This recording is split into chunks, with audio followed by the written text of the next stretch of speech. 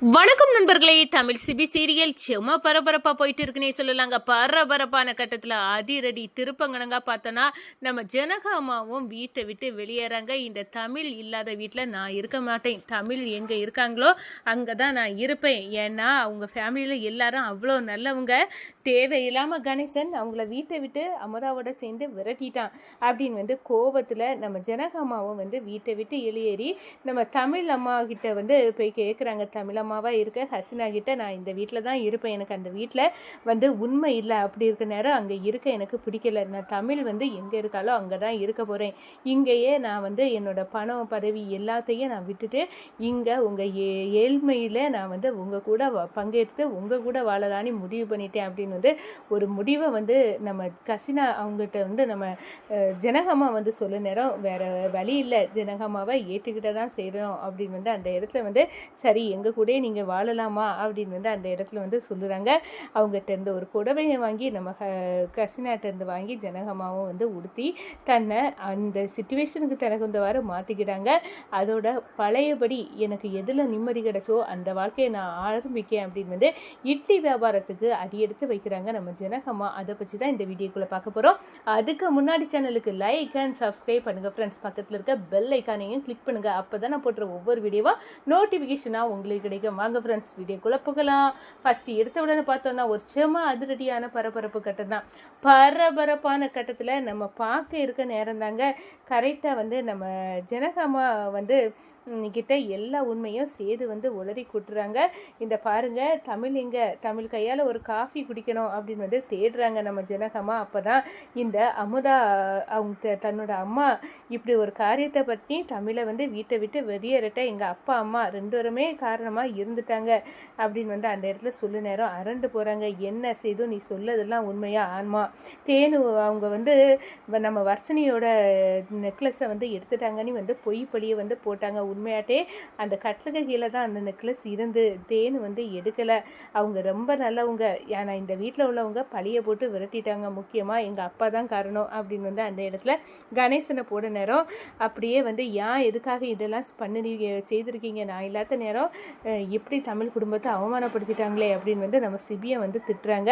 ஒரு கட்டத்தில் பார்த்தோன்னா பிரகாஷ், இந்த பாரு எனக்கு ரொம்பவே மன உளைச்சலாக இருக்குது சிபி, என் தங்கச்சிக்கு இந்த வீட்டில் முழு உரிமை இருக்குது, நான் வாழக்கூடிய இதில் பாதி சொத்து என் தங்கச்சியோட ஃபேமிலிக்கு தான் கிடைக்கணும், அப்படி இருக்க நேரம் அவங்க ஒன்றுமே அனுபவிக்காமல் இவ்வளோ தூரம் கஷ்டப்படுறாங்க.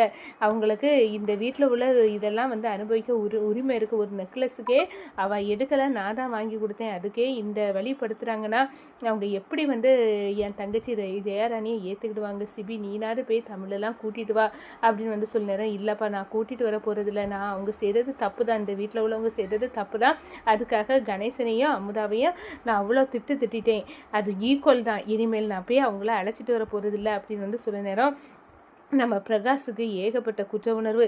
இப்படி கடைசியில் ஆகி போச்சே, என்ன நீ சொல்லுது அப்படின்னு அந்த இடத்துல கண் கலங்கி துடிக்க ஆரம்பிச்சிட்டாங்கன்னு சொல்லலாம். அதே நேரத்தில் நம்ம பார்த்தோம்னா ஜனகா அம்மாவும் பயங்கரமாக வருத்தப்படுறாங்க. ஒரு ஆளோட ஏழ்மையை பயன்படுத்தி இந்த வர்ஷினி தேனு தான் எடுத்திருப்பா அப்படின்னு சொன்னது பயங்கரமான தப்பு. இப்படி ஒன்று அவளால் எப்படி செய்ய முடிஞ்சுது? என் பேத்தியாக இருந்து இப்படி ஒரு காரியத்தை பண்ணியிருக்கா அப்படின்னு அந்த இடத்துல நம்ம ஜனகா அம்மா ரொம்பவே வருத்தப்படுறாங்க. அதோட கணேசன் அமுதா ஏன் இப்படி இருக்காங்க அப்படின்னு வர வர மீனாவும் இந்த தமிழை எல்லாம் எதிர்த்தது ஓவராக போயிட்டு இருக்குதான் எப்படி நடந்துக்கிட்டாங்களோ தெரியலையே, இவங்க எல்லாம் மனசாட்சி கெட்டவங்களாம் இருக்காங்க அப்படின்னு அந்த இடத்துல கோபிச்சுக்கிட்டு தமிழ் இல்லாத வீட்டில் நானே இருக்க போகிறதில்ல அப்படின்னு ஒரு பேர் ரதிசியான ஒரு விஷயத்தை இருக்கிறாங்க. அதோட யார்கிட்டையும் சொல்லாமல் கொள்ளாமல் வீட்டை விட்டு வெளியேறி நம்ம தமிழ் ஃபேமிலி எங்கே இருக்காங்களோ அங்கே போய் கண்டுபிடிச்சிட்டாங்க. ஒரு கட்டத்தில் பார்த்தோன்னா ஜெயா மறைஞ்சிக்கிறாங்க.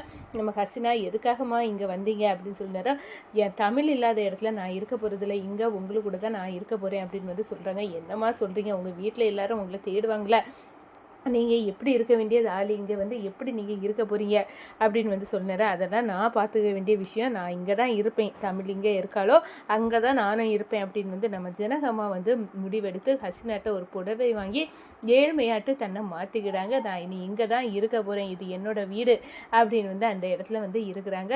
பழையபடி தன்னோட இட்லி வியாபாரத்தை ஆரம்பிக்க போகிறாங்கன்னு சொல்லலாம்.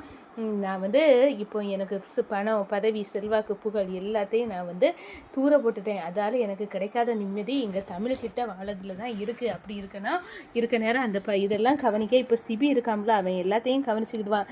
நான் இப்போ தேவையில்லை, ஆனால் இங்கேயே நான் வந்து வாழ போகிறேன் அப்படின்னு வந்து ஒரு முடிவை எடுத்துக்கிட்டு நம்ம இந்த சைடு பார்த்தோன்னா ஜானுவை காணல அப்படின்னு வந்து நம்ம சிபி வந்து மண்டையை பிச்சு தேட ஆரம்பிச்சிட்டாங்க. நிச்சயமா தமிழை தேடி தான் ஜானு போயிருக்கணும் அப்படின்னு வந்து அந்த இடத்துல எல்லாத்துக்கும் காரணம் கணேசன் தான் அப்படின்னு வந்து கணேசனையும் அமுதாயும் போட்டு தொலியை உரிக்கிறாங்க நம்ம சிபி.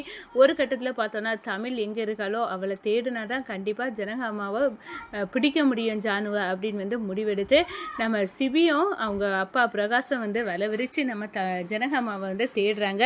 ஒரு கட்டத்தில் பார்த்தோன்னா இட்லி வியாபாரத்தை செய்துட்டு இருக்க நம்ம ஜனகம்மாவை பிடிச்சி இங்கே என்னம்மா நீங்கள் பண்ணுறீங்க, நீங்கள் வீட்டுக்கு வாங்க அப்படின்னு வந்து சொன்னாரோ. தமிழோட குடும்பத்துக்கிட்ட எல்லாரும் ஒட்டுமொத்தமாக மன்னிப்பு கேட்டாலும் அவங்க நம்ம வீட்டுக்கு வந்தால் தான் நானும் வருவேன் அப்படின்னு வந்து அந்த இடத்துல வந்து நம்ம ஜனகம்மா ஒரு ஆர்டரை வந்து நம்ம சிவி கிட்ட போடுறாங்க.